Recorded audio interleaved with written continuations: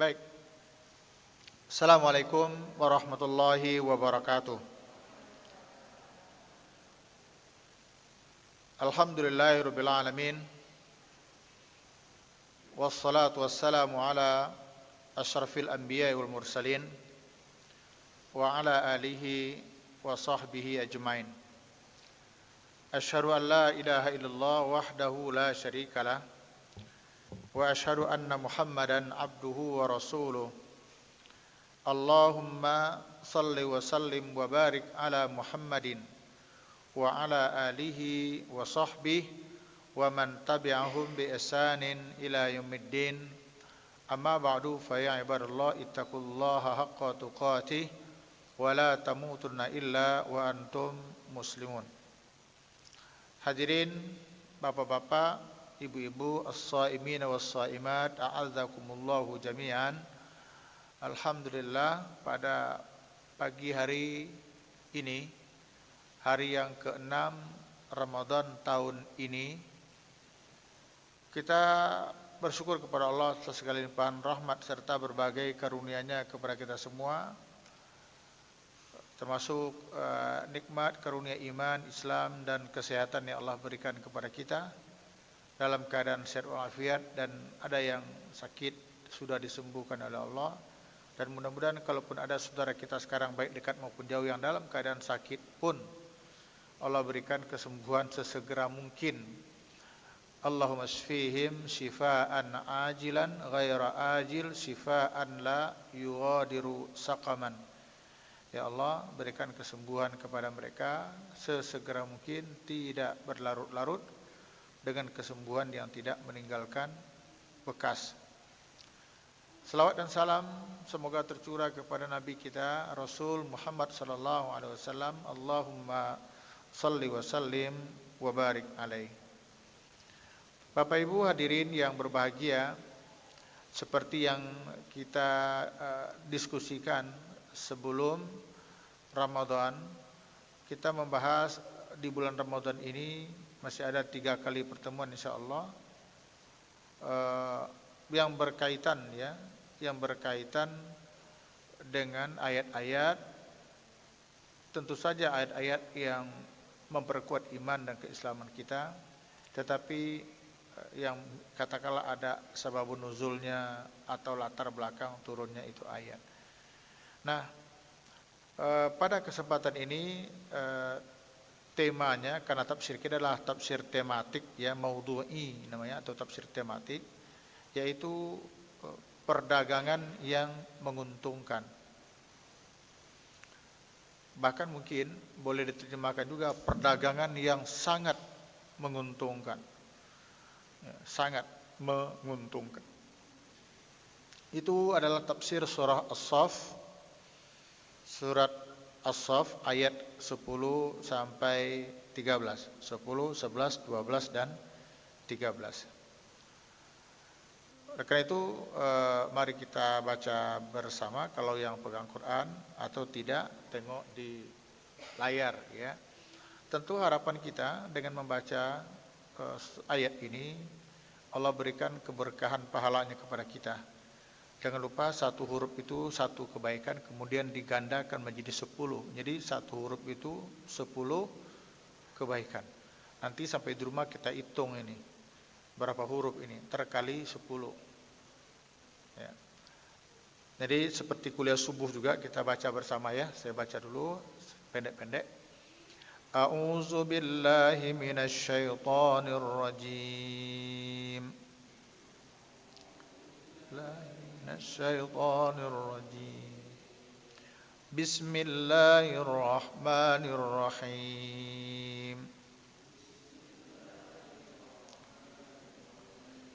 Ya ayyuhallazina amanu hal adullukum ala tijaratin tunjikum.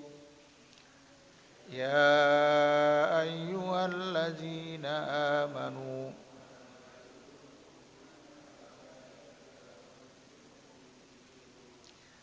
hal adullukum ala tijaratin tunjikum min azabin alim.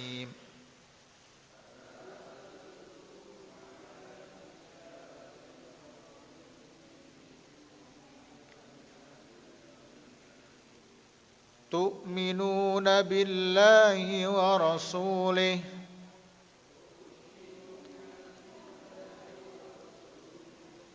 wa tujahiduna fi sabilillahi bi amwalikum wa anfusikum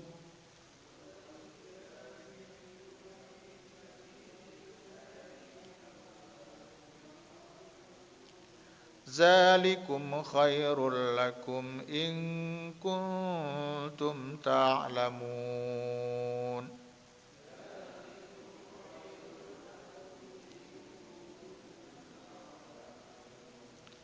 Yaghfir lakum dzunubakum wa yudkhilkum jannatin tajri min tahtihal anhar. Dzunubakum wa yudkhilkum jannatin tajri min tahtihal wa masakin tayyibatan fi jannati 'adn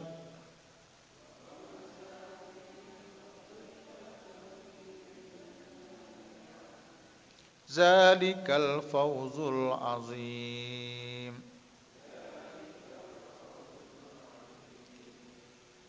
Wa ukhra tuhibbunaha nasrun minallahi wa fathun qarib.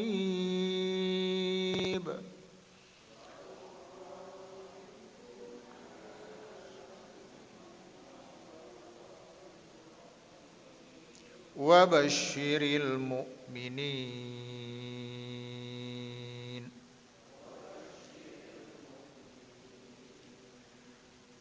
Alhamdulillah, mudah-mudahan apa yang kita baca ini menjadi ibadah pemberat timbangan amal kita pada hari ini kelak di hadapan Allah Subhanahu wa taala.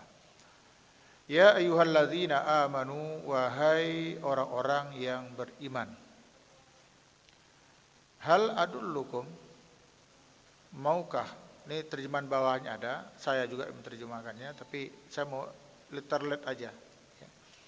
Hal adullukum, hal adahkah gitu ya. Adullukum, aku tunjukkan kepada kamu, maksudnya maukah kamu aku tunjukkan kepada kamu ala tijaratin, sebuah perdagangan, tunjikum, di mana perdagangan itu akan menyelamatkan kamu, min azabin alim, dari azab yang sangat pedih. Tentu saja jawabannya mau, karena itu ditawarkan. Mau enggak begini, dan itu bagus. Semuanya akan mengatakan tentu mau. Lalu tu'minuna billahi. Pertama, tu'minuna billah, kamu beriman kepada Allah. Wa rasulihi, dan kepada rasulnya. Wa rasulihi, dan kepada rasulnya, yakni Muhammad sallallahu alaihi wasallam. Tu'minuna billahi wa rasulih, yaitu kamu beriman kepada Allah dan rasulnya. Wa tujahiduna fi sabilillah, dan kamu berjihad, berjuang fi sabilillah, di jalan Allah, bi amwalikum, dengan harta kamu, wa anfusikum, dan diri kamu, jiwa kamu. Zalikum, yang demikian itu, khairul lakum, lebih baik bagimu, in kuntum ta'lamun, jika kamu tahu. Yaghfir lakum dzunubakum, yaghfir lakum dzunubakum. Ketika kamu beriman kepada Allah dan Rasulnya, serta berjihad dengan harta, bahkan dengan jiwa, yaghfir lakum, Allah akan ampunkan bagimu, dzunubakum, dosa-dosamu. Artinya Allah akan ampunkan dosa-dosa kamu. Lebih dari itu, wa yudkhilkum, Allah masukkan kamu, jannatin tajri, ke dalam surga-surga. Jannat itu jamak, artinya surga-surga. Tajri min tahtihal anhar, tajri yang mengalir, min tahtiha, di bawahnya, al anhar, sungai-sungai. Juga wa masakin thayyibah. Allah akan masukkan di dalam itu di dalam surga itu ada wa masakin thayyibah, tempat yang baik, tempat yang indah. Wa masakina itu jamak, tempat-tempat yang indah. Kalau masakina pakai ya, itu artinya fakir miskin. Wal masakin pakai iya panjang. Tapi kalau masakin enggak ada iya-nya, itu artinya tempat-tempat. Fi jannati Aden, di dalam surga Aden. Zalikal fawzul azim, itulah kemenangan, keberuntungan yang sangat besar. Wa ukhra tuhibbunaha nasrun minallah fathun qarib. Dan ada lagi kata Allah, wa ukhra, dan yang lainnya, maksudnya ada lagi yang lain. Karunia Allah itu tuhibbunaha, yang mereka sukai. Yaitu apa? Fa fathun nasrun minallah, pertolongan dari Allah, wa fathun qarib, dan kemenangan yang dekat waktunya. Wa basyiril mu'minin, dan berikanlah kabar bahagia, gembira kepada orang-orang mukmin. Hadirin, itu bacaan kita, kemudian terjemahannya secara literal. Nah, sekarang kita masuk kepada bahasan berikutnya, yaitu dikenal dengan sababun nuzul. Apa sebab? Bahasa Arabnya itu sababun nuzul, kalau kita sebab nuzul. Sebab turun. Sebab turunnya itu ayat. Banyak Bapak Ibu, kalau surat itu banyak sebab turunnya, tapi kalau ayat ini saja itu lain lagi. Misalnya di dalam itu kan ada awalnya, ya ayyuhalladzina amanu lima taquluna ma la taf'alun, kabura maqtan 'indallahi an taqulu ma la taf'alun. Hai orang beriman, kenapa kamu mengatakan yang kamu tidak lakukan? Besar loh dosanya di sisi Allah, di mana kamu mengatakan tapi kamu tidak melakukan. Itu kan di awal-awal surat ini, As-Saff ini. Itu lain lagi asbabun nuzulnya. Lain lagi. Nah, ini khusus yang ini aja. Salah seorang tabi'in menyebutkan, yakni Muqatil bin Hayyan. Muqatil itu ada dua. Ada Muqatil bin Hayyan, ada lagi Muqatil bin Sulaiman. Ini disebutkan adalah Muqatil bin Hayyan. Meriwayatkan bahwa ayat ini turun berkenaan dengan sahabat Nabi sallallahu alaihi wasallam yang bernama Utsman bin Maz'un. Utsman bin Maz'un. Ya. Siapa? Nah, kan yang populer Utsman bin Affan. Populer itu. Khalifah kaum muslimin yang ketiga, Utsman bin Affan. Kalau ini Utsman bin Maz'un. Malah Utsman bin Maz'un ini lebih duluan masuk Islamnya dari Utsman bin Affan. Dia masuk Islam itu atas ajakan Abu Bakar As-Siddiq. Jadi setelah Abu Bakar masuk Islam bersama Rasul di awal-awal Islam, kan yang awal-awal Islam itu dari pihak dewasa Abu Bakar yang pertama. Dari pihak anak-anak Ali bin Abi Thalib. Dari pihak wanita itu Khadijah binti Khuwailid, istri beliau sallallahu alaihi wasallam. Nah, kemudian Abu Bakar ini secara sembunyi-sembunyi berdakwah. Nah, Utsman bin Maz'un ini termasuk sahabat yang cepat masuk Islamnya, Utsman bin Maz'un. Dan beliau juga termasuk yang cepat meninggalnya. Beliau meninggal ketika Rasul masih hidup. Nah, kenapa perlu saya sampaikan? Karena itu ada sunnahnya, ada sunnah Rasul yang perlu kita lakukan juga kalau sekarang ini kejadian. Jadi ketika Utsman bin Maz'un itu meninggal dunia, apa yang Rasul lakukan selain menyolatkannya? Ada satu yang Rasul lakukan, yaitu Rasul mencium jidat Utsman bin Maz'un yang dalam kondisi mayat itu. Di sini ya dicium. Ini dicium. Ini mohon maaf, di sininya. Jadi di sini mayat itu. Tentu saja laki-laki bagi laki-laki, perempuan bagi perempuan. atau laki-laki dan perempuan yang memang sama-sama mahramnya. Nah gitu. Jadi biasanya mayat itu apakah sudah dimandikan atau belum, ya kan? Itu kan dibuka, ada pakai kain tipis saja kan? Itu nanti kalau kita datang bisa kita buka, kita tengok. Kalau kita pertama datang, lakukan itu. Ibu kalau perempuan lakukan itu. Cium, cium. Enggak mesti juga cium menjadi-jadi, enggak. Cium di sini. Di antara mata dan di pangkal hidung ini. Cium. Itu Rasulullah melakukan itu kepada Utsman bin Maz'un. Berikutnya lagi ketika Rasulullah meninggal dunia, siapa yang melakukan itu? Abu Bakar As-Siddiq melakukan pula kepada Rasul sallallahu alaihi wasallam. Ini termasuk sunnah kebiasaan Rasul yang jarang juga dilakukan sekarang kayaknya oleh orang. Ini mohon maaf, ini sekedarnya aja, tidak juga beranggap ria ya. Tapi ternyata memang ini karena konteksnya untuk pelajaran, maka ini saya sampaikan. Ketika salah seorang ketua Dewan Dakwah meninggal dunia, yaitu Bapak Kiai Haji Husein Umar, kalau orang bilang malah Bang Husein, karena memang orang dari PII ya, dari mau tua mau muda manggil dia itu kan abang, gitu kan. Orang pendidikan terbiasa seperti itu, PII. Abang aja udah tua-tua pun tetap dipanggil abang, karena itu sistemnya kakak adik gitu.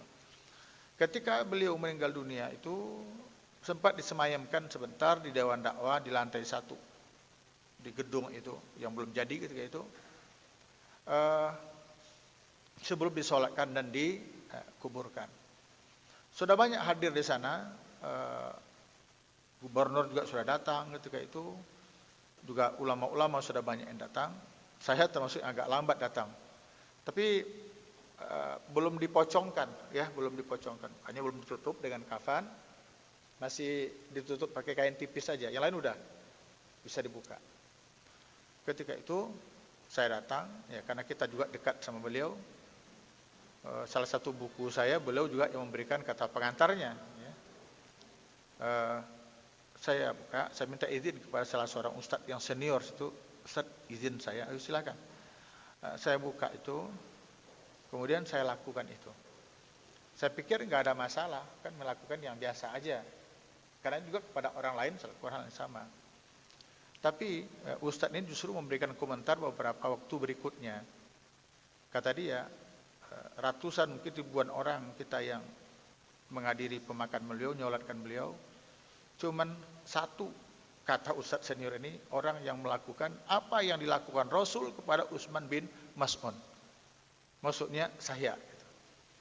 Nah, termasuk beliau sendiri yang senior kita, ya nggak lama sih sekolahnya di Saudi, hanya 18 tahun di sana, gitu ya. Gitu. Malah kata dia, saya sendiri pun terlewatkan, kata dia, nggak nyadar. Saking itulah maknanya sunnah yang tertinggalkan itu. Nah ini ibu bapak boleh lakukan, kecuali untuk hari ini kalau jenazah itu dinyatakan positif corona. Jangankan untuk mencium, untuk memandikan aja kita tidak diizinkan. Ya, ini tolong nanti diingat ini sunnah Rasul. Kita punya keyakinan apabila kebiasaan Rasul kita lakukan dengan niat ibadah, maka dia menjadi ibadah insyaallah. Ya, itu tentang Utsman bin Maz'un. Ayo kita lanjutkan kembali. Jadi menurut Muqatil, bahwa ayat yang tadi itu surah As-Saff ayat 10 sampai 13 itu turun berkenaan dengan salah seorang sahabat yang mulia, yang agung, namanya Utsman bin Maz'un. Pada satu ketika Utsman bin Maz'un berkata kepada Rasulullah SAW, kata beliau, jika engkau mengizinkan, in syi'ta, itu kalau bahasa ininya, ya, kalau aku diizinkan atau jika engkau mengizinkan, maka aku akan menceraikan istriku, yaitu Khawlah. Jadi udah menikah, nama istrinya siapa? Khawlah. Ada nama ibu-ibu Khawlah? Enggak ada, karena enggak menarik. Kayaknya lebih menarik Aurel. Ya. Kalau Aurel kayaknya begitu menarik. Ya kapan-kapan kasihlah nama anak lebih menarik lagi, namanya Au Au. Nah, itu juga.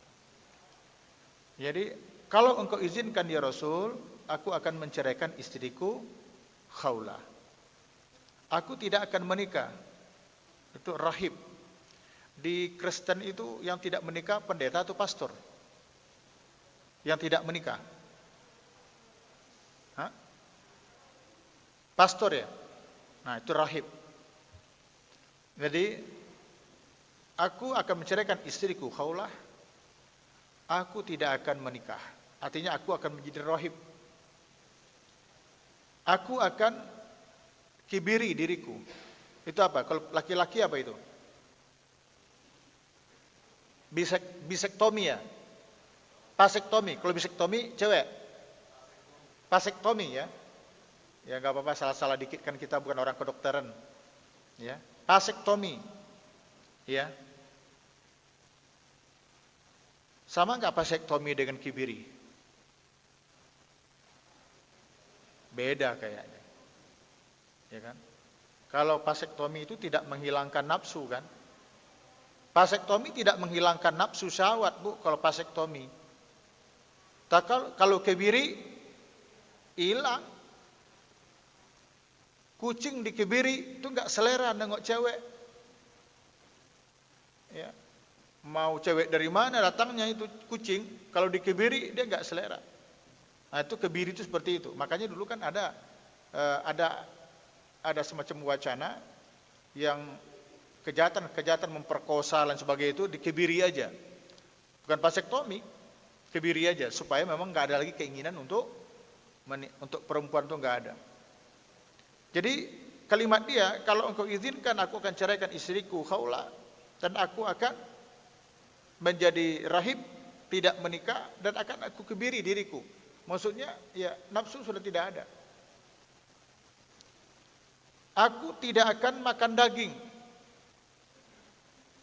Aku tidak akan makan daging dan aku tidak akan tidur malam selama-lamanya. Maksudnya apa itu? Untuk beribadah. Dan aku akan puasa terus menerus. Jadi benar-benar ini untuk Allah aja lah. Kalau puasa kan lebih fokus untuk beribadah. Salat malam fokus beribadah. Kalau ada istri khawatir keganggu.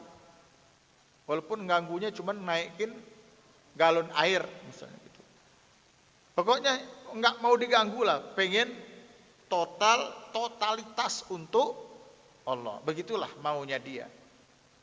Kemudian Nabi merespon. Apa kata beliau? Min sunnati, termasuk sunnah atau ajaranku adalah menikah. Tidak ada lembaga kerahiban, kepasturan di dalam Islam ini, enggak ada. Sesungguhnya kerahiban umatku itu adalah berjihad di jalan Allah. Kata Nabi, itu rahibnya itu. Kalau mau jadi rahib juga silakan, tapi berjihad di jalan Allah. Dan kebiri umatku adalah berpuasa. Berpuasa. Dan janganlah engkau mengharamkan yang baik-baik yang telah Allah halalkan kepadamu. La tuharrimu at-thayyibat ma ahallallahu lakum. Itu bahasa Arabnya.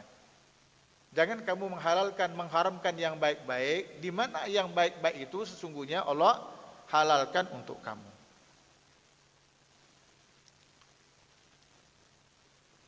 Kata Nabi, pamin sunnati, termasuk tuntunanku, ajaranku. Aku tidur. Wa akumu, tapi juga aku bangun. Maksudnya mengerjakan sholat malam. Wa asumu, aku berpuasa.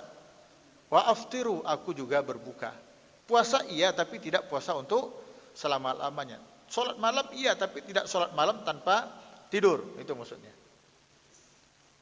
Karena itu kata Nabi, paman raghiba an sunnati falaisa minni. Maka barang siapa yang membenci sunnahku, bukan yang tidak mengamalkan, tolong bedakan. Yang tidak mengamalkan dengan membenci itu beda. Barang siapa yang membenci sunnahku, falaisa minni, bukan bagian dari golonganku. Tolong saya ulang lagi. Saya pernah mendengar penjelasan dari KUA ketika ijab kabul menjelaskan, kan biasanya diminta nasihat sedikit. Dikasih oleh dia, membenci sunnahku dipahami orang yang tidak menikah, keliru. Yang tidak menikah tidak serta-merta dikatakan membenci. Yang membenci itu yang tidak suka dengan ajaran Nabi, dengan nikahnya enggak suka, tapi dengan dikerjakan oleh orang nikah dia senang. Istilah mereka, kalau kita mau makan kambing, enggak usah beli kambingnya, beli saja satenya. Enggak usah kita pelihara kambingnya, itu bahasa mereka. Nah, yang seperti itu falaisa minni. Itu bukan bagian dari umat. Jadi jangan dipahami, karena ada orang yang salah. Sekali lagi, ada ulama, beberapa orang ulama itu yang saya tahu sampai mati enggak menikah. Ibnu Taimiyah sampai meninggal dunia tidak menikah. Kurang ulama apa dia? Imam An-Nawawi, kalau Imam Ibnu Taimiyah kan dari mazhab Hambali, dari Imam Syafi'i, mazhab Syafi'i itu adalah Imam An-Nawawi, penulis buku yang terkenal, kitab terkenal luar biasa. Riyadhus Shalihin adalah satu dari karya monumentalnya. Enggak, sampai meninggal belum enggak meninggal. Belakangan di Mesir, Rashid Ridho, pelanjut dari Muhammad Abduh, penulis buku tafsir Al-Manar, itu pun juga tidak menikah. Jadi seperti itu. Nah, di Indonesia dulu ada ustadz-ustadz kita yang menikahnya agak lambat, jadi belum nikah, udah tua belum nikah. Ada lagi ustadz lain yang menyerang, ngapain ngaji hadis, nikah aja enggak sampai sekarang, enggak praktikkan sunnah Rasul. Dia tidak tahu kenapa dia menikah. Bahkan sampai sekarang ada ustadz kita yang sudah berusia kan tidak menikah beliau. Selalu dikatakan, saya sudah pertimbangkan, kalau saya menikah mungkin lebih banyak buruknya ketimbang baiknya, gitu kata dia. Ya silakan, enggak apa-apa. Makanya ada kalanya hukum menikah itu wajib bagi seorang, bisa juga sunnah, bisa juga mubah, bahkan bisa juga haram. Jangan dipikir semuanya itu wajib menikah. Nantilah kapan-kapan bahas bab nikah di saat kita udah berusia 60 tahun ke atas aja. Kalau sekarang kan saya enggak ingin, kalau sekarang kita membahas bab nikah, saya enggak ingin ada yang nyesel. Nyesalnya itu, ya kenapa sekarang bahas Ustaz? Nah, kenapa enggak dari dulu? Ya mendingan nanti aja lah. Kalau udah 60 tuh pelan-pelan kita ngangguk-ngangguk aja. Oh, gitu ya. Ya mau apa lagi? Ibarat mendayung udah terlalu jauh pulau yang tertinggal. Mendengar jawaban Nabi itu, Utsman pun terbangunkan. Apa kata dia? Demi Allah, walladzi ba'atsaka bil haqq wa andala 'alaikal kitab. Demi Allah ya Nabi Allah, aku ingin sebuah perdagangan yang jika dengan perdagangan itu aku lakukan, Allah akan cinta kepadaku. Gitu. Artinya dia membatalkan keinginan menceraikan istrinya, dia membatalkan untuk hidup membujang, tidak menikah, dia membatalkan untuk sholat malam terus menerus, dia membatalkan untuk puasa terus menerus. Tapi dia ingin, ayo tijarah, dagangan apa yang bisa aku lakukan, dan ketika itu aku lakukan, Allah senang, Allah sayang dengan perbuatan itu. Di saat itulah turun ayat, ya ayyuhalladzina amanu hal adullukum ala tijaratin tunjikum. Hai orang beriman, maukah aku tunjukkan kepada kamu tijarah, perdagangan. Nah, bahasanya bahasa perdagangan. Oke, ini namanya sebab turun ayat atau sababun nuzul. Ya. Sekarang kita masuk kepada kandungan ayat. Ya, uraiannya.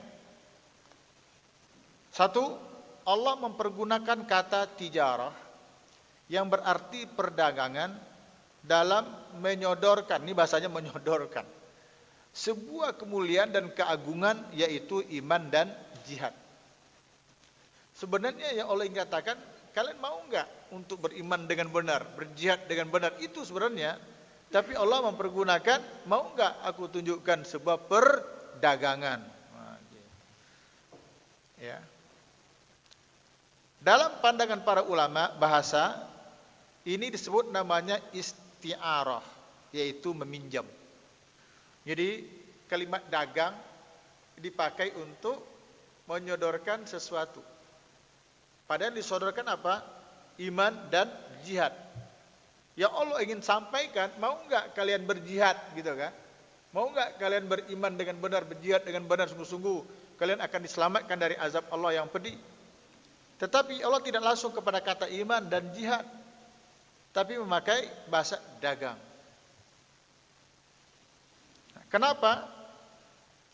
Ya. Karena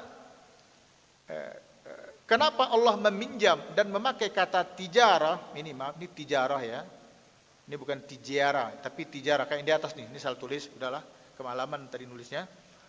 Kenapa Allah meminjam dan memakai kata tijarah, perdagangan dalam menyodorkan iman dan jihad? Karena dalam dunia perdaganganlah manusia yang paling banyak berbicara tentang ini untung ya. Ini untung dan rugi. Terlalu banyak salah nih, saya edit aja lah.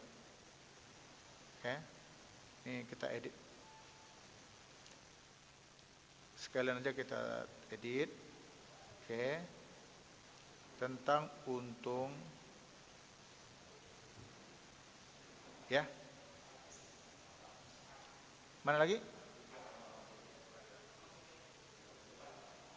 Nah, ini bahasa Sunda kali apa? Bukan ya Pak? Parana? Bukan bahasa Sunda ya Pak? Kepana? Masya Allah. Baik, kita coba lagi. Oke. Di situ dikatakan, kenapa Allah meminjam dan memakai kata tijarah dalam arti perdagangan, dalam menyodorkan, menawarkan. Nah, mungkin bahasa menyodorkan bolehlah, bahasanya menawarkan. Boleh kan? Sama itu kan? Menyodorkan atau menawarkan. Iman dan jihad. Karena dalam dunia perdaganganlah manusia yang paling banyak berbicara tentang untung dan rugi. Di tani enggak seberapa Pak. Karena dalam sebagai petani itu nilai kompetisinya itu enggak terlalu tinggi. Tapi kalau dagang itu luar biasa. Luar biasa dagang itu kompetisinya luar biasa. Ya.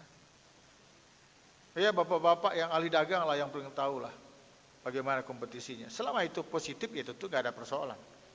Yang enggak baik itu kan yang negatif.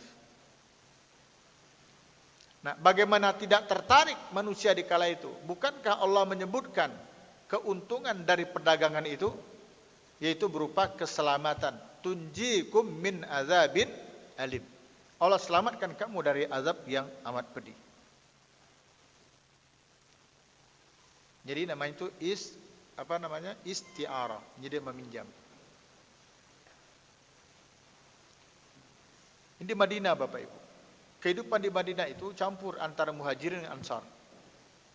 Ansarnya banyak tani, sementara pasar itu dikuasai oleh sahabat ansar setelah orang-orang Yahudi sudah terpinggirkan dari Madinah. Tadinya di Madinah dikuasai oleh orang-orang Yahudi, Bani Qainuqa, Bani An-Nadir dan Bani Quraisyah itu. Tapi setelah mereka tersingkirkan, maka pasar itu dikuasai oleh para sahabat muhajirin. Dagangnya luar biasa. Kata tijarah atau perdagangan ini langsung ditafsirkan oleh ayat berikutnya. Apa itu? Tijarah tunjikum min azabin alim. Dagang yang menyelamatkan kamu dari azab pedih itu apa? Apa bentuk dagangnya apa? Komoditasnya apa? Gitu kan? Kata Allah langsung, tu'minuna billahi wa rasulih. Perdagangan yang menyelamatkan kamu, perdagangan yang mendatangkan keuntungan itu, yaitu tu'minuna billah wa rasulih. Di mana kamu dituntut beriman kepada Allah dan Rasulnya, wa tujahiduna fi sabilillah. Serta yang ketiga, pertama beriman kepada Allah, yang kedua beriman kepada Rasul, yang ketiga wa tujahiduna fi sabilillah. Berjihad, berjuang di jalan Allah dengan dua yang bisa kita lakukan. Baik bi amwal, yang pertama dengan harta, yang ketiga dengan jiwa. Kalau memang itu pun dituntut dengan jiwa, yaitu medan tempur tantangannya. Kalau harta mungkin dia tidak ikut ke medan tempur, tetapi dia mensuplai semua kebutuhan yang dibutuhkan dalam berjihad itu. Hari ini jihadnya tidak di medan tempur kita. Banyak yang bisa kita lakukan untuk berjihad. Berjihad di jalan Allah. Ini masjid ini tinggal finishing ya Pak. Finishing yang di dalam, yang di luar baru memulai. Nah, itu kan jihad juga. Jihad dengan apa? Biamwal. Biamwal kita. Dengan diri kita kayaknya belum. Tapi harta ini. Zalikum khairul lakum in kuntum ta'lamun. Itulah yang terbaik untuk kamu jika kamu mengetahui. Udah? Jadi itu namanya tafsir ayat dengan ayat. Tijaratun tunjikum, perdagangan yang paling baik, yang paling menguntungkan, bahkan menyelamatkan kamu dari azab yang pedih itu ditafsirkan oleh ayat berikutnya. Yaitu, jadi tijarah itu ditafsirkan oleh iman kepada Allah dan Rasul serta berjihad di jalan Allah. Itulah tafsirnya. Itu namanya tafsir ayat bil ayat. Menafsirkan ayat dengan ayat. Ini pendek bahasan kita. Lalu apa buahnya? Buah dari iman kepada Allah dan Rasul serta berjihad di jalan Allah itu apa buahnya? Ayat berikutnya. Yaghfir lakum dzunubakum. Itu buahnya. Ketika kamu beriman kepada Allah dan Rasulnya serta berjihad di jalan Allah, yaghfir lakum dzunubakum. Allah ampuni segala dosamu. Zunub itu jamak dari zanbun yang berarti dosa-dosa. Diterjemahkan segala dosa. Diampuni oleh Allah tabaraka wa taala. Yang kedua, wa yudkhilkum jannat. Allah masukkan kamu ke dalam jannah. Di dunia diampuni oleh Allah, di akhirat dijanjikan surga. Yang ketiga, di dalam surga terdapat tempat-tempat yang indah dan nyaman, wa masakina thayyibah. Jadi surga itu dijelaskan lagi, agak spesifik lagi. Kalau surga itu literally-nya surga itu taman ya. Taman. Makanya di dalam bahasa Arab taman itu bisa artinya jannah, bisa juga artinya bustan. Bustan itu taman, jannah juga taman. Kebun. Jadi inti kalau jannat itu taman-taman, kebun-kebun, maksudnya surga itu adalah taman. Yang di dalam taman itu semuanya tersedia. Nanti kita tengok halaman berikutnya. Ya, halaman berikutnya. Tapi nanti jangan ya, saya berharap nanti setelah dijelaskan apa itu masakinat thayyibah, tempat yang indah itu seperti apa, nanti kita ikuti tafsirnya. Kita nikmati aja apa yang disampaikan Nabi. Ya. Jadi itu buahnya ya Pak. Buah dari beriman kepada Allah Rasul. Buah dari berjihad jalan Allah. Pertama diampunkan dosa. Dengan sebab itu dimasukkan ke dalam surga. Dan di sana ada tempat-tempat yang indah. Hasan Al-Basri berkata. Ini mohon maaf. Nggak ada terjemahannya ya Bu ya, Ibu dengar aja, Bapak ambil aja kesimpulannya. Nggak bisa terjemahan nggak apa-apa, yang penting menikmati aja nanti di yaumul qiyamah. Ini hasil yang saya baca ini ya. Kata Hasan Al-Basri, Hasan Al-Basri ini Pak itu tabi'in. Beliau murid juga dari Ibnu Abbas, Hasan Al-Basri. Kemarin itu ada seorang ustadz, saya tengok di YouTube sampai ke saya menyebutkan bahwa Hasan Basri itu adalah orang Basra, Irak sekarang. Maka sebut kata beliau adalah Hasan Basri. Itu keliru itu. Hasan Basri itu di Madinah, lahirnya Madinah. Berikutnya baru hidup di Basra. Jadi Hasan Basri itu belajar ketika kecil itu di Masjid Nabawi. Nah, itu. Jadi bukan kelahiran Madinah, bukan. Ya. Ya udahlah, enggak apa-apa. Kata Hasan Basri, Sa'altu Imran bin Husain. Aku pernah bertanya kepada Imran bin Husain. Wa Abu Hurairah, dan kepada Abu Hurairah. Jadi ada dua orang sahabat ini yang ditanya oleh Hasan Basri. Pertama, Imran bin Husain ini sahabat Nabi, pelayan Nabi sallallahu alaihi wasallam. Ya. Yang kedua, Abu Hurairah, juga sahabat Nabi yang mulia. Nah, kedua orang ini ditanya oleh Hasan Al-Basri an tafsiri hadhil ayat, tentang penjelasan ayat ini, yaitu wa masakina thayyibah. Diterjemahkan apa tadi? Tempat-tempat yang baik, tempat-tempat yang indah.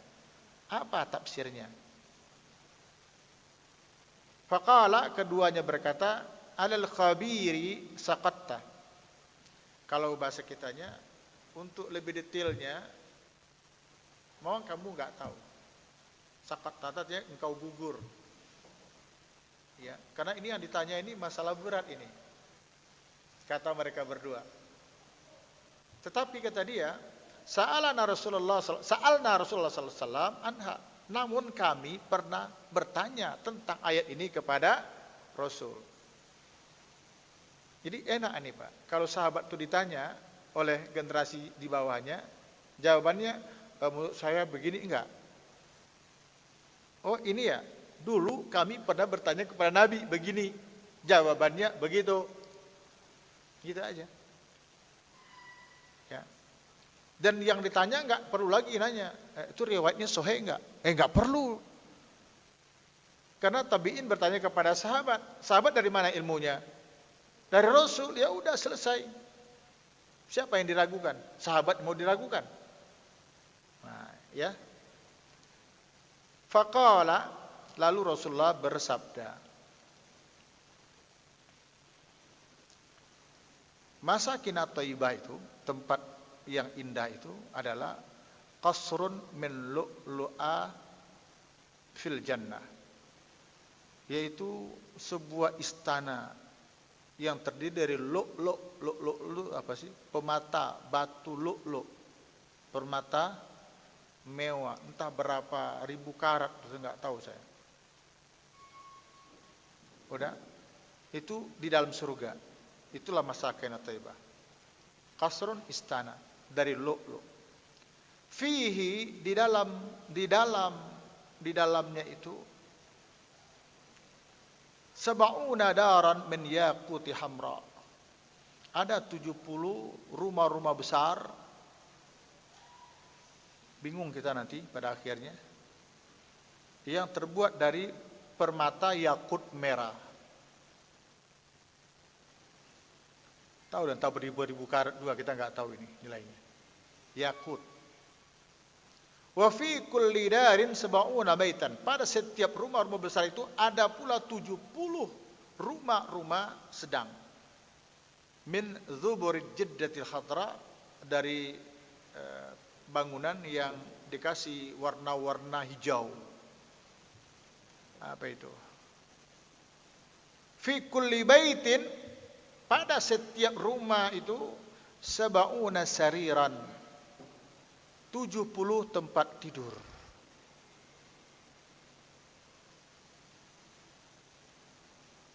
Tempat tidur, sarir. Ala kulli saririn sab'una firasan min kulli launin. Dan setiap tempat tidur itu tersedia pula 70 matras firash yang berwarna hijau. Matras itu apa sih, Bu? Hah? Alasnya itu. Warnanya apa di sini? Berwarna-warna. Min kulli launin, segala warna. Allah kulli firasin sab'una imratan minal hurul ain. Dan setiap di atas matras itu ada 70 imra'atan, wanita, minal hurul ain, dari bidadari. Ada 70 bidadari. Untuk siapa? Untuk Pak Tejo. Untuk siapa? Untuk Pak Dewi, untuk Pak Rana. Ya, untuk bapak-bapak JNI lah. Nah, gitu. Berapa wanita, Pak, bidadarinya? Ibu-ibu lupa nggak apa-apa, Bu. Bapak-bapak yang perlu ingat. Berapa? 70 kata Pak Rana. Makanya ibu-ibu, kalau ada suami yang rada-rada di dunia ini, nasihati baik-baik. Sabar Pak. Masuk surga aja kita besok. Di sana sudah tersedia berapa? Banyak. Gitu. Ibu-ibu capek Bu sekarang, apalagi lebaran pembantu nggak ada, tapi pembantu nggak boleh pulang ya? Boleh pulang sebelum jam 6, sebelum tanggal 6 bisa pulang. Nah, biasanya bapak ibu-ibu di sini babak belur tuh kalau pembantu pulang. Nah, dengar nih nasihat Rasul nih. Fi kulli baitin sab'una ma'idatan. Di dalam setiap rumah itu ada 70 tempat hidangan makanan. Wow. Kayaknya melebihi rumah Halilintar. Ya. Ala kulli ma'idatin sab'una launan minat ta'ami fi kulli baitin. Minat ta'am, maaf. Setiap hidangan yang ada mejanya itu ada pula 70 warna-warni. Ya Allah. Kita yang kenal warna itu berapa sih? Cuman hitam, putih, merah, biru. Ya dikit lah yang kita hafal. Ini 70 warna, maka terjemahan warna-warni. Udah?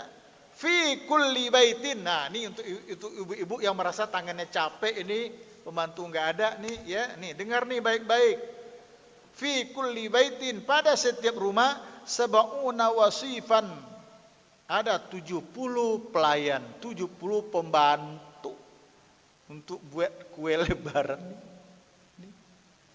Sab'una wasifan, 70 pembantu. Wa wasifatan fayu'tillahu tabaraka wa ta'ala al-mu'minin.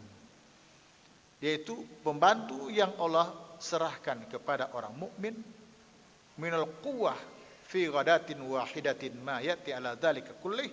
Pembantu-pembantu yang segar, pembantu-pembantu yang kuat, enggak kenal capek dari pagi sampai sore. Pokoknya pembantu yang betul-betul vitaminnya lengkap. Itulah yang dimaksud dengan wa masakina thayyibah. Inilah yang pernah diminta oleh siapa? Oleh Asia, istrinya Firaun, kepada Allah Tabaraka wa Ta'ala. Kita buka surat apa itu? Kisahnya istri Firaun surat berapa? Ada yang ingat nggak suratnya? Surat At-Tahrim jika saya tidak salah. Oke. Surat At-Tahrim ayatnya ayat yang ke-11. A'udzubillahi minasyaitonir rajim. Wa daraballahu masalan lil ladzina amanu imra'ata fir'auna idz qalat rabbi ibni li 'indaka baitan fil jannah ونجني من فرعون وعمله ونجني من القوم الظالمين. Allah membuat perumpamaan bagi orang-orang beriman, perumpamaan bagi orang beriman, yaitu istrinya Firaun. Siapa namanya? Asia. Tidak pakai Siti. Asia bukan orang Jawa. Ya. Rata-rata yang pakai Siti itu Jawa, Pak. Ini Siti Maryam, mana ada? Siti Fatimah. Kalau mau pakai Sayyidah boleh. Sayyidah itu bahasa kita apa? Tuan. Nyonya atau nona yang boleh. Itu namanya Sayyidah, itu boleh. Jadi yaitu istri Firaun. Izqalat, ketika dia berkata, yakni berdoa maksudnya, Rabbi ya Rabb, ibni li, bangunkan, ibni, bangunkan li, untukku, indaka, di sisimu dalam surga, baitan fil jannah, sebuah rumah di dalam surga. Baitan ini nih, wa masakinat thayyibah, ini yang diminta oleh Asia. Minta sebuah rumah di dalam surga. wa masakinat thayyibah. Wa najjini min Fir'aun wa amali. Dan selamatkan aku dari Fir'aun dan aktivitasnya. Wa amali, segala perbuatan tingkah lakunya. Wa najjini minal qaumil zalimin, dan selamatkan aku dari kaum yang zalim. Ini mohon maaf ikhwah, ada sedikit tambahan, walaupun ini saya tidak mengetahui keabsahan, tapi akal saya masih bisa terima. Kok bisa ya Fir'aun itu punya istri orang yang beriman? Gitu kan? Satu. Yang kedua, kenapa Allah membolehkan gitu ya, Maryam itu, Asia itu melayani Firaun? Betul enggak gitu? Betul enggak Asia itu bisa melayani lahir batin kepada Firaun? Mau enggak dia? Berdasarkan ayat ini, Asia tidak melayani batin Firaun. Karena kalimatnya apa? Ya Allah, selamatkan aku dari Firaun dan segala perbuatannya. Jadi bukan hanya selamat dari dicekek, enggak. Selamat dari KDRT, bukan itu, tapi wa amali, segala perbuatannya. Apa perbuatan Firaun? Karena memang hikmahnya Asia menjadi istri Firaun adalah untuk menyelamatkan siapa? Musa alaihissalam. Ingat kita kisahnya? Ketika itu semua anak laki-laki yang lahir dari kalangan Bani Israel akan dibunuh. Musa dari mana? Dari Bani Israel. Ibu Musa sudah ketakutan. Gimana caranya? Ya udah, Allah berikan ilham. Ilham di situ maksudnya dianugerahi, bukan wahyu ya. Wa alhamna ila ummi Musa. Kami ilhamkan kepada ibu Musa, kata Allah. Buat itu kotak, taruh itu anak dalam kotak, kemudian hanyutkan itu di sungai. Ibu kalau suruh sekarang kuat nggak bu seperti itu?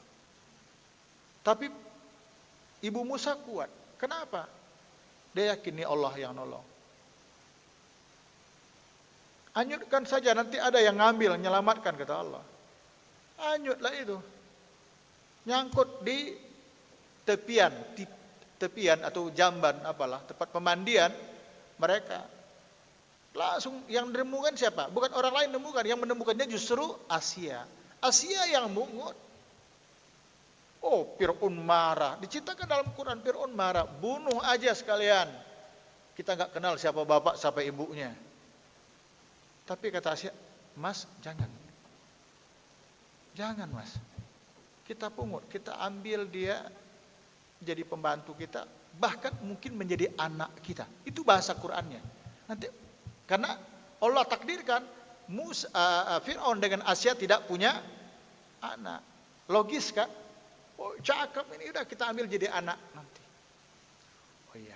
Nah, Bu, kalau istri itu baik kepada suami, walaupun sebenarnya suami marah banget dengan suatu hal, tapi kalau istrinya yang ngomong, suami akan manut. Tugas ibu sebelum suami manut, baik dulu kepada suami. Betul Pak? Kita ini Bu, suami sebenarnya kayak kerbau ditusuk hidung sama istri itu. Ini Sophie kan anak kecil nih. Kalau kerbau itu ditaruh di lehernya, disuruh Sophie narik, bisa nggak ketarik?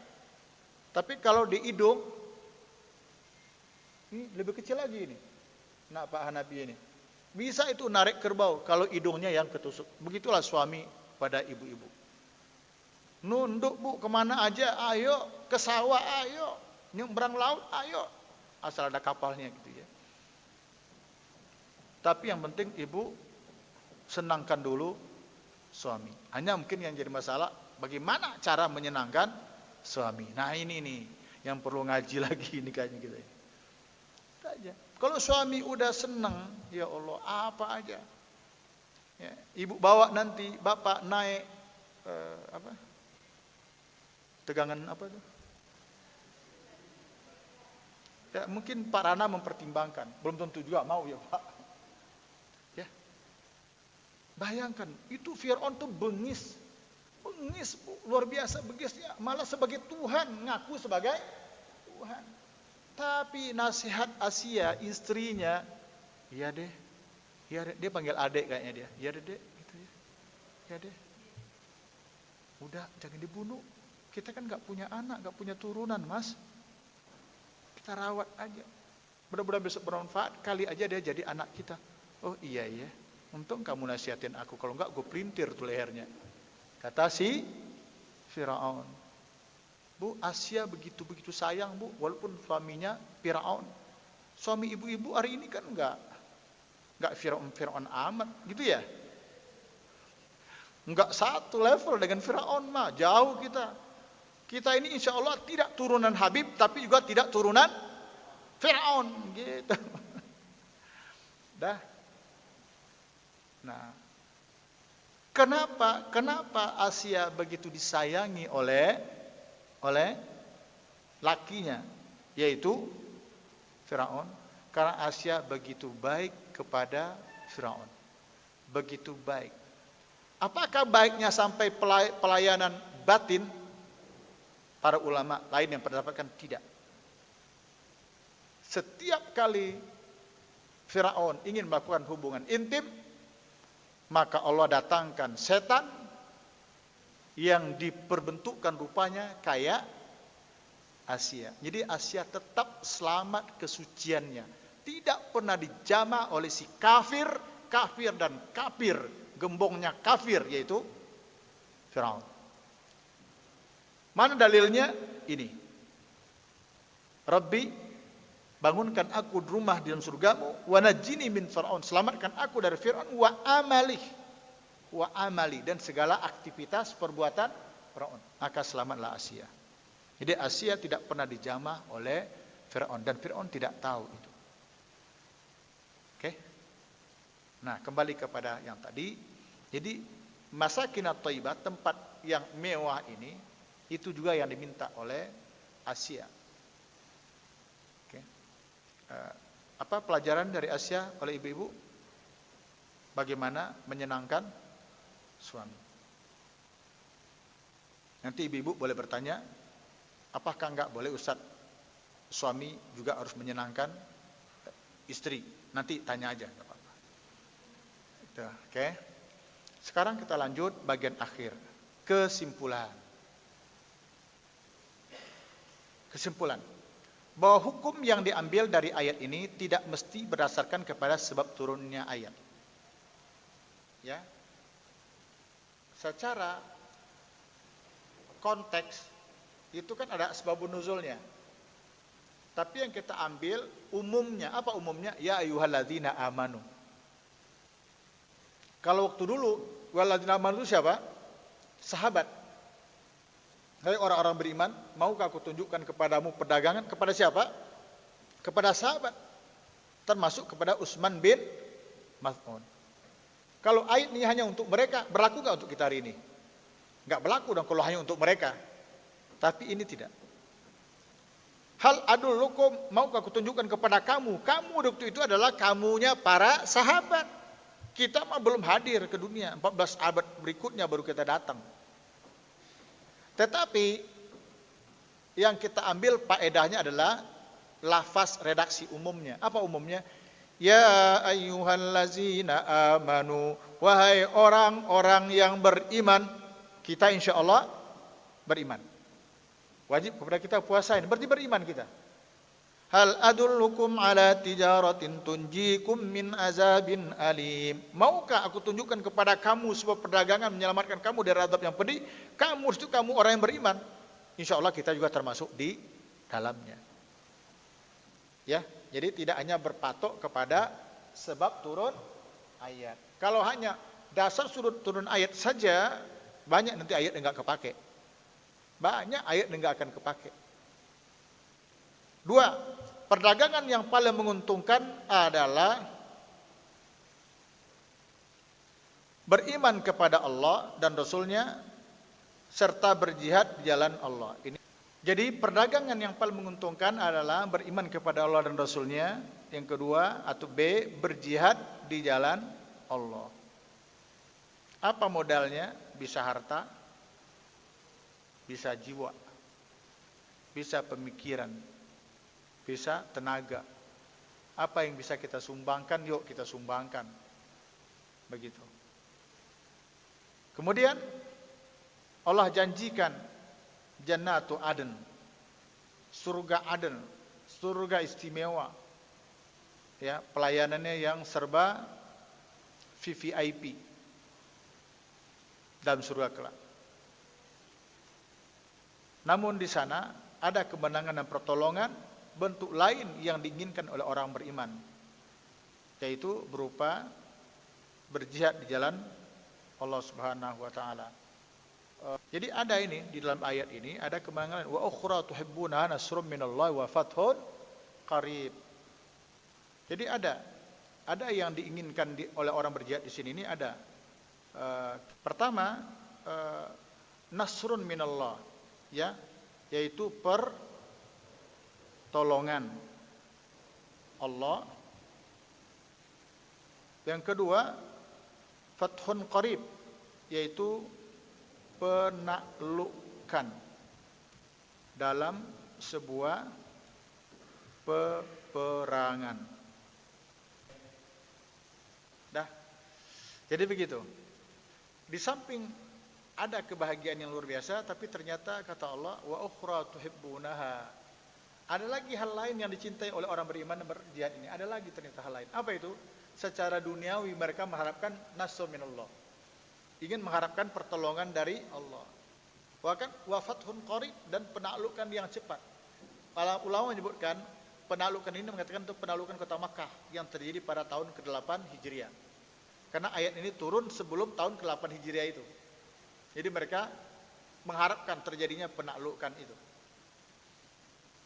Ya, tapi ada lagi menyebutkan adalah penaklukan Persia.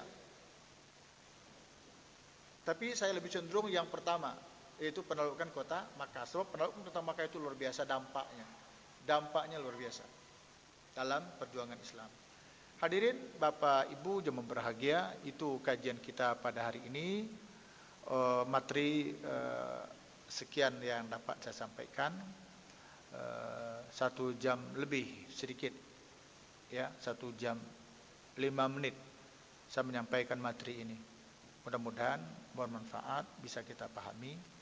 Kita serahkan kepada Bapak hadirin, apakah ngajinya sampai jam 9 berarti sudah selesai, atau mungkin dikasih waktu sedikit untuk tanya jawab, ya.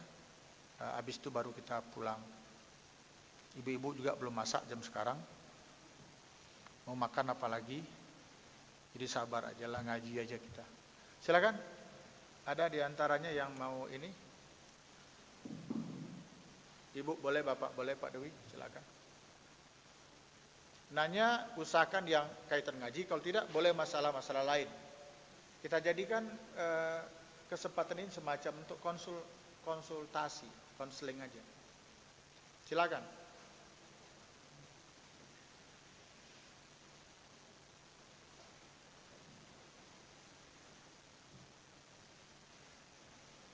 Enggak ada? Ibu nanya? Enggak. Di belakang, Pak Dewi ada di belakang. Non, ibu-ibu di belakang.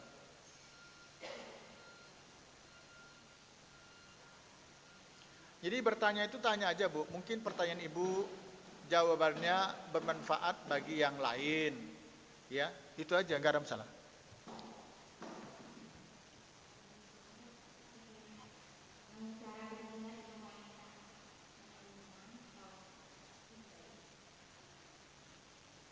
Cara berjihad bagi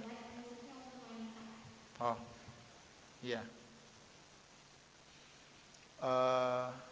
Dulu ketika Rasul selalu berperang bersama para sahabatnya, itu di kalangan wanita juga ada yang enggak nyaman. Bahasa kitanya iri juga. Kayaknya enggak tahan itu, ya sampaikan kepada Rasul. Ya Rasul, ya, laki-laki itu bisa berperang bersamamu, bahkan jika mati syahid.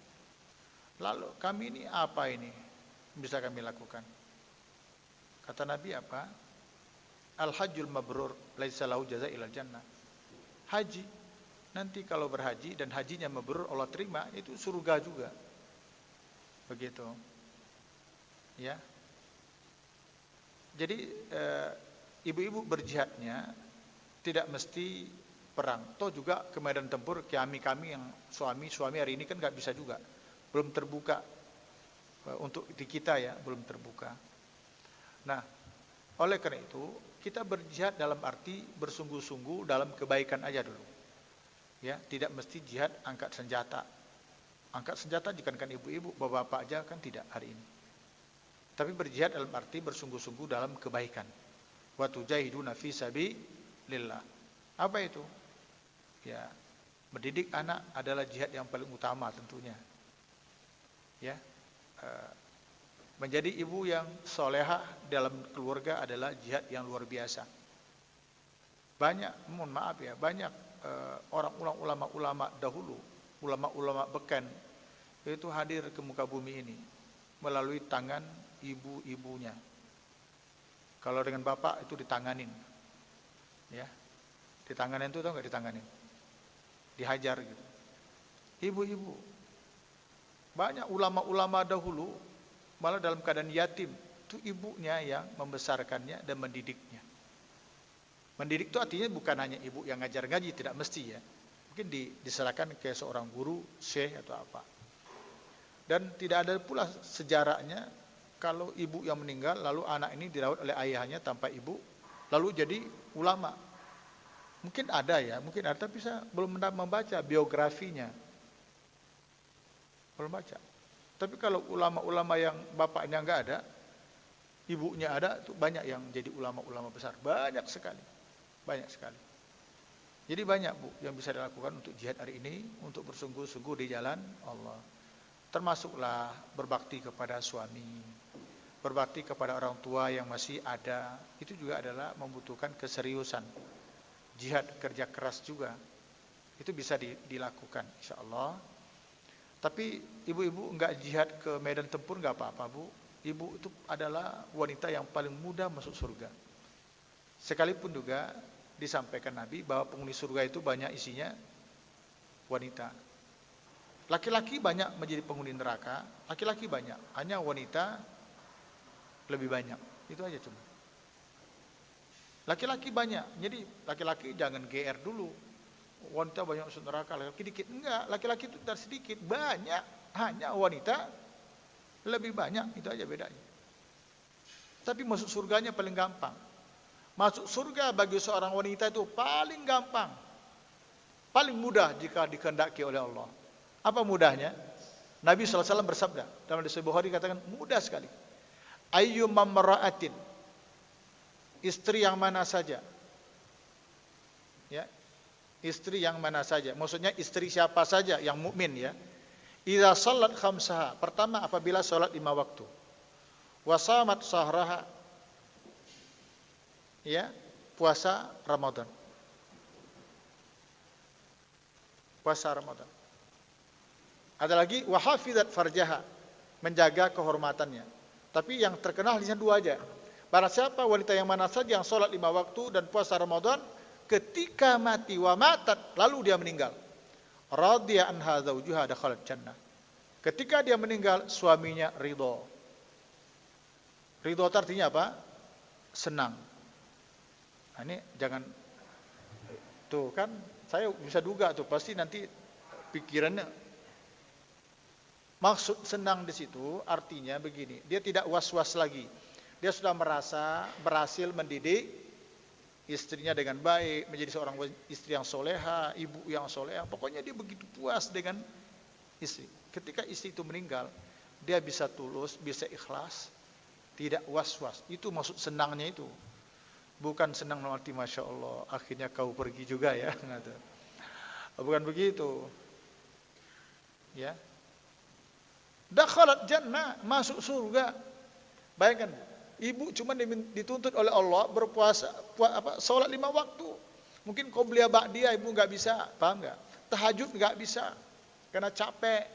Duha enggak bisa, capek, sibuk ngurus rumah tangga. Suami ya macam-macam, suami rewel, anak rewel misalnya. Sibuk, waktu ibu tersita untuk ngurus suami, sehingga ibu hanya bisa salat 5 waktu. Bahkan di dalam hadis lain itu dijelaskan, ada keterangan ulama, ketika menafsirkan sebuah hadis itu, bahkan ibu-ibu bisa sholatnya itu dijamak zaman dahulu ya, ketika menyusui dijamak, karena takdirnya anak, tabiatnya anak kalau menyusui itu kan ngompol. Kalau sekarang mungkin ngompol bisa diatasi, sudah ada pengamannya. Nah, 5 kali dalam sehari semalam itu ibu harus mengganti pakaian, kena kencing anaknya. Berat kan? Diizinkan dalam ijtihad ulama itu dijamak. Zuhur dijamak dengan asar, atau asar ke zuhur, maghrib ke isya, atau isya ke maghrib. Bayangkan aja, 3 waktu cuman sholatnya bu, untuk yang 5 waktu itu. Boro-boro sholat sunat. Paham? Yang kedua, wasomat sara, berpuasa di bulan Ramadan. Cuman puasa Ramadan bisanya, puasa Syawal gak sempat, sibuk. Apalagi Senin Kamis, Nabi Daud ngelayanin suami, lagi nyusui, pas habis menyusui, belum habis nyusui, hamil lagi, gak bisa juga kan? Ya udah. Tapi ketika dia meninggal dunia, suaminya ridho, tidak murka, paham? Dakhalat jannah, istri itu masuk surga. Jadi kalau ibu mau masuk surga bu, sekali lagi, carilah ridho suami. Buat sesuatu yang suami ibu itu bisa nyengir selalu, bisa dia tersenyum.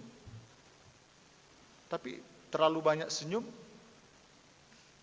curiga juga kita kan. Ini kenapa nih orang? Gitu kan? Baca koran senyum, gitu kan? Baca WA senyum, bawa ngaji ngantuk. Jadi bu, masuk surga bagi wanita tidak mesti jihad ke medan tempur. Ada amal yang paling mudah, berbakti taat kepada Allah dan Rasul, berbakti kepada suami, dan jika memungkinkan dekat bahkan berbakti kepada orang tua. Ibu mati masuk surga, insya Allah lebih. Ibu tidak tuntut tentang masalah keluarga bu, bagaimana bayar listrik, kebayar atau tidak. Itu di yaumul kiamah ibu enggak dituntut oleh Allah. Ya, maka enggak dituntut. Istri ya, suami yang dituntut. Jadi kalaupun nanti PLN pada satu ketika nanti diputus karena 2 bulan enggak bayar, itu ibu enggak dosa bu. Suami yang dosa, kenapa enggak bayar listrik? Ibu berdosa kalau duit dibayar lalu ibu bawa shopping. Nah, itu dosa. Ya. Oke, itu bu jawaban saya. Insya Allah mudah. Ada lagi yang lain? Ya, silakan. Tadi mic-nya mana?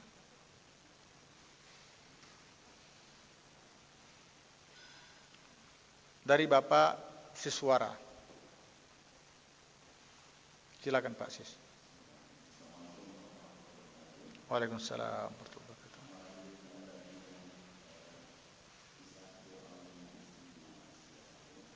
Asik.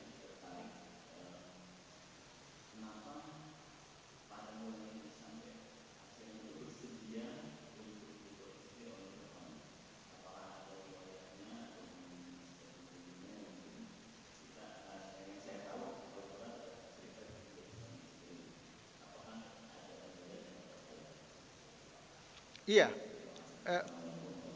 iya pastinya riwayat itu dalam Quran Karim. Yang tadi itu, memang Allah berkeinginan. Ini memang Asia itu menjalankan skenario dari Allah Subhanahu Wa Taala.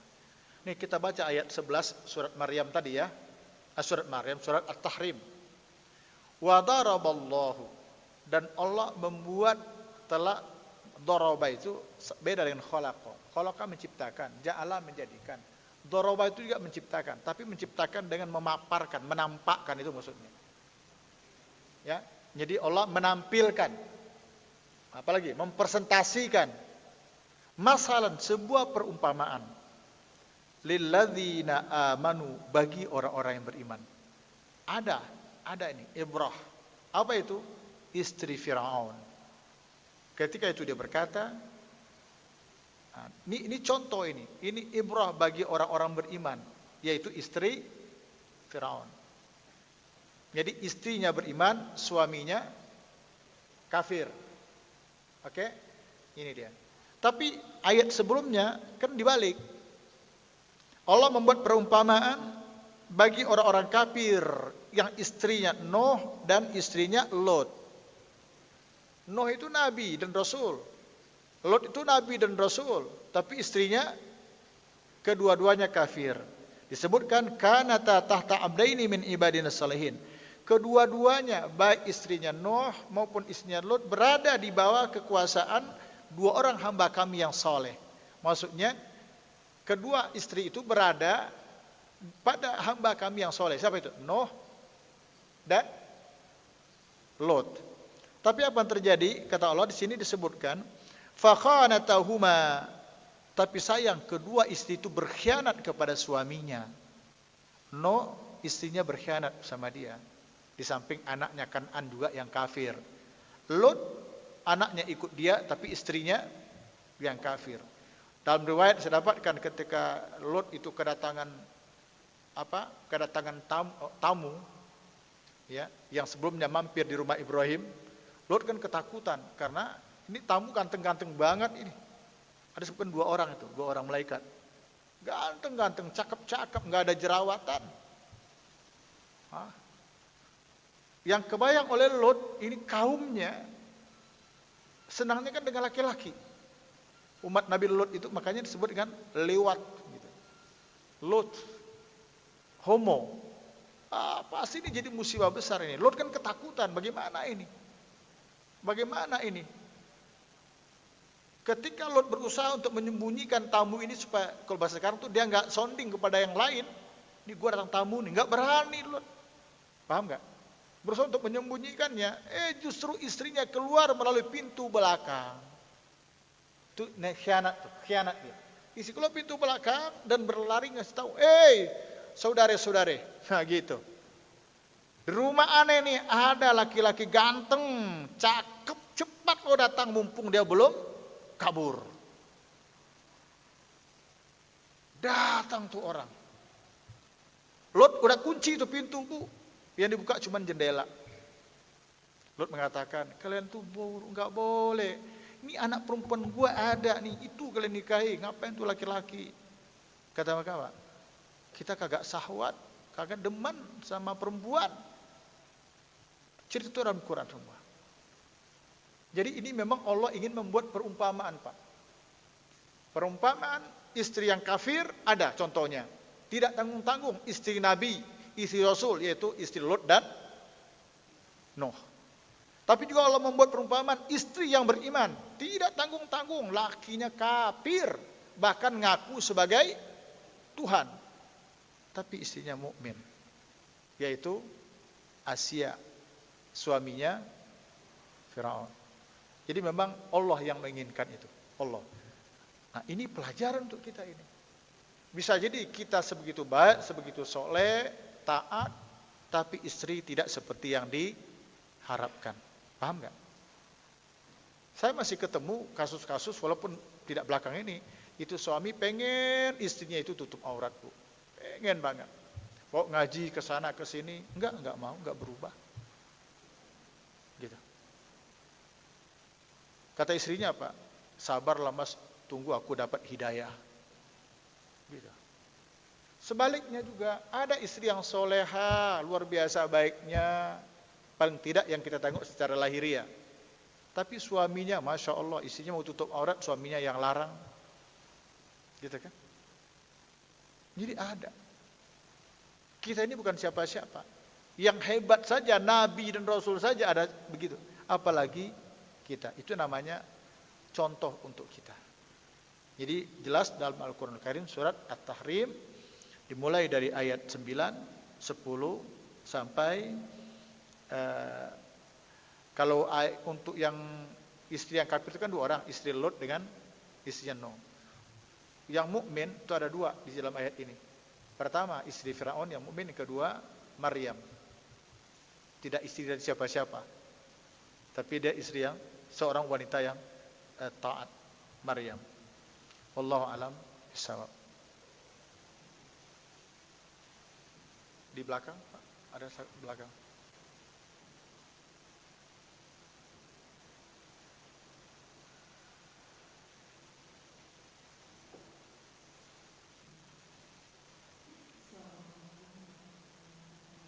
Waalaikumsalam warahmatullahi wabarakatuh.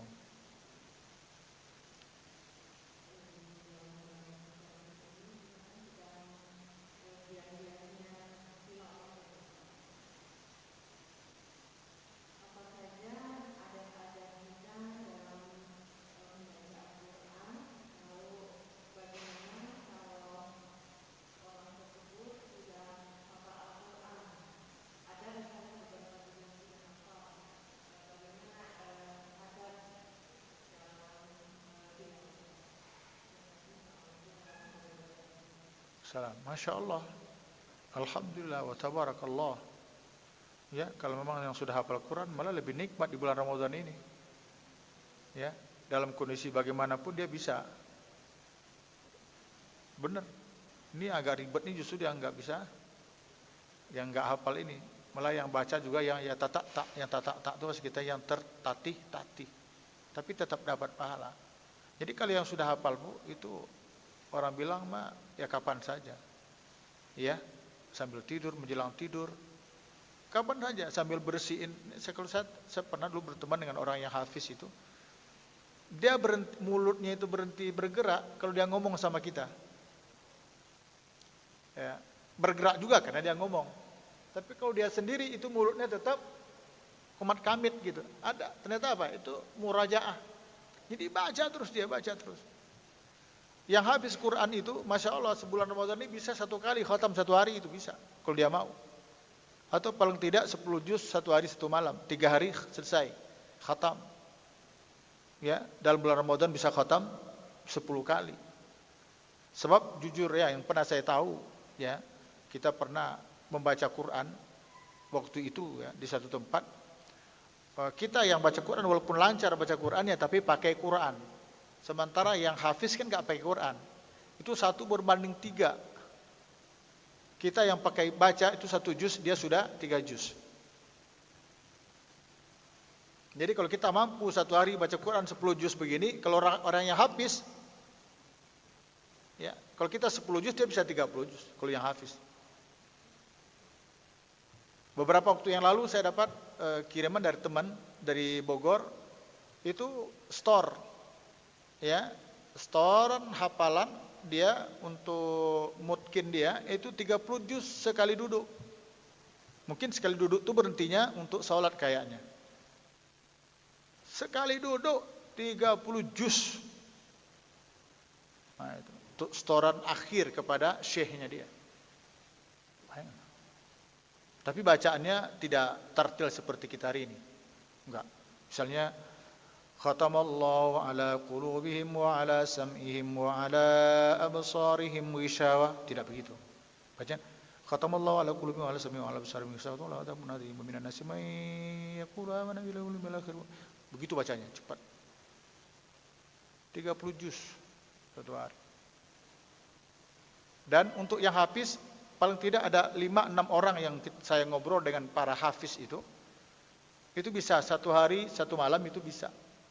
Untuk Quran 30 juz.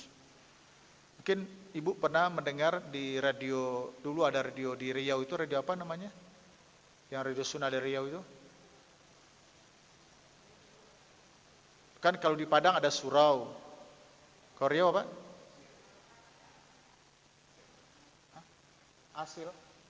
Asil TV ya. Ada Ustadz, biasanya itu ada Ustadz Murtado Habibi di situ. Beliau itu kan hafiz beliau. Dia pernah coba itu di Madinah, ketika dia kuliah di Madinah, dia cerita sama saya. Itu habis sholat subuh start. Habis sholat subuh itu dulu di masjid itu langsung murajaah dia. Selesainya itu maghrib. 30 juz. Tapi berhentinya asar, nanti berhenti sholat kan sebentar gitu. Jadi di saat puasa, jadi nggak ada berhenti makannya, hanya berhenti sholat, lanjut lagi. Itu seperti itu. Jadi memang, nah kalau untuk kita kan, kalau kita membayangkan kapan narik napasnya, karena memang kita belum berada di dunia itu. Jadi mudah Bu, bagi yang hafiz itu mudah sekali. Yang susah itu untuk yang menjadi hafiz ini, Masya Allah. La haula wala quwwata illa billah, luar biasa. Ya. Padahal Allah sudah janjikan untuk hafiz itu mudah. Walau dia serna kata Allah, kan mudah-mudahkan sebenarnya. Ini kita aja mempersulit. Salah satu untuk sulitnya ya HP. Sekarang ini HP itu ganggu banget. Satu kali ya buka HP, WA aja yang dibuka satu kali, ya itu udah deh. Kayaknya tuh kayak ada lem HP itu di tangan. Susah untuk dilepas. Nah itu. Jadi cinta kita kepada dunia itu masih lebih hebat dibandingkan kepada Al-Quran. Wallahu a'lam bishawab. Semoga semakin banyak para hafiz, semakin banyak juga hafiz-hafiz yang kehidupannya diwarnai oleh Al-Quran. Karena hafiz pun belum tentu juga Qurani kehidupannya ada. Yang hafiz ada juga yang masih percaya kepada klinik apa istilah itu masih ada. Paya khurafat itu masih ada. Ya, akidahnya yang ngawur masih ada walaupun dia hafiz. Enggak jaminan juga melakukan perbuatan bid'ah banyak juga walaupun dia seorang hafiz. Yang tawar-menawar juga untuk masalah duit, saya ketemu juga hafiz. Gitu. Ketika diminta untuk ngajar, ditanya berapa kali datang? 1 pekan. Sekian kali, ya minimal 2 juta. Jadi ada transaksi juga. Walaupun kita masih menemukan juga banyak, insya Allah itu sedikit. Ya. Yang banyak itu justru masalah rezeki saya serahkan kepada Allah melalui Bapak, terserah Bapak. Nah, gitu kan. Ada yang seperti itu. Jadi kita berharap kita jadikan Quran itu sebagai pedoman hidup kita. Hudal lil muttaqin, hudal linnas, petunjuk kita. Jalan hidup kita itu Al-Quran. Makanya Quran syukur alhamdulillah kalau bisa dihafal, kalaupun tidak diamalkan.